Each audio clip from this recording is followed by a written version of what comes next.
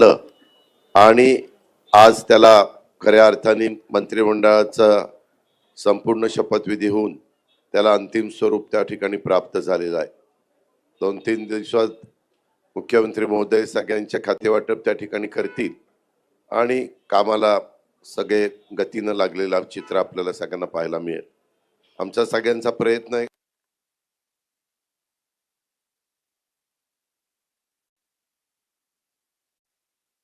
पात्र राहून कशा प्रकारे या महाराष्ट्राचा सर्वांगीण विकास करता येईल हाच प्रयत्न आम्ही सगळेजण करणार आहोत आणि त्याच्यामध्ये कुठली काही अडचण येईल असं आम्हाला तरी काही वाटत नाही.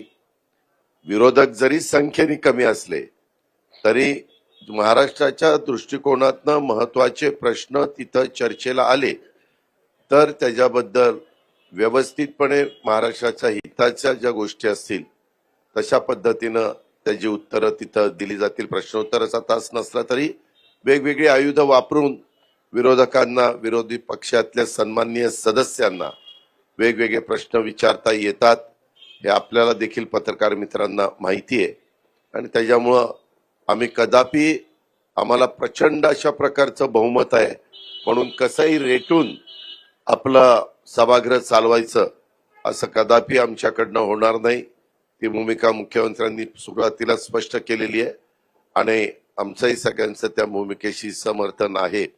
एक ह्या महाराष्ट्रामध्ये परंपरा आहे की नेहमी विरोधकांना थोडा रिस्पेक्ट ठेवून काम करायचं असतं.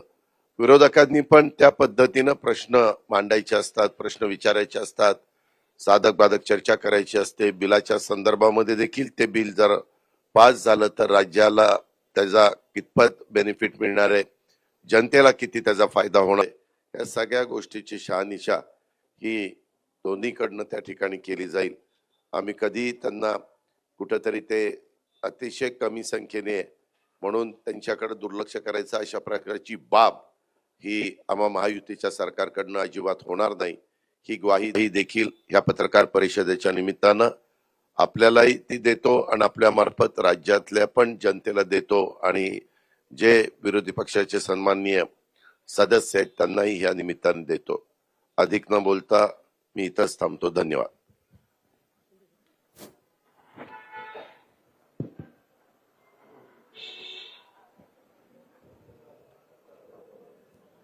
हिवाळी अधिवेशनासाठी उपस्थित सर्व पत्रकारांचं स्वागत. आज मंत्रिमंडळ विस्तार झाला. सर्व मंत्र्यांचंही स्वागत, त्यांनाही शुभेच्छा. गेल्या काही दिवसामध्ये तुम्ही लोक मंडळाचं वाटप करत होतात पण आज आम्ही पाहत होतो कुणाला किती मंत्री, कुणाचे किती खाते कुणाचे कुणाला खाते वाटपही होईल मुख्यमंत्री महोदयांच्या नेतृत्वाखाली. आणि खरं म्हणजे अतिशय मोठं मॅन्डेट आणि हे अधिवेशन आपलं नागपूरमध्ये होतंय. नागपूरकर मुख्यमंत्री देवेंद्रजींचं मी अभिनंदन करतो, त्यांनाही शुभेच्छा देतो. खरं म्हणजे सगळ्यात कमी वयाचे असताना तुम्ही महापौर झाले ना, 27व्या वर्षी 27 वर्षी महापौर झाले आणि 44व्या वर्षी मुख्यमंत्री झाले आणि ते आता तिसऱ्यांदा मुख्यमंत्री झाले. त्यांचं मी अभिनंदन करतो. पुन्हा येईन म्हणाले. काही लोकांनी त्यांची टिंगल केली पण ते पुन्हा आले आणि म्हणून मी त्यांचं मनापासून अभिनंदन नागपूरमध्ये करतो. यापूर्वी केलेलं आहे. पुन्हा अभिनंदन. खरं म्हणजे आमच्या महायुतीची एक नवीन इनिंग सुरू झालेली आहे.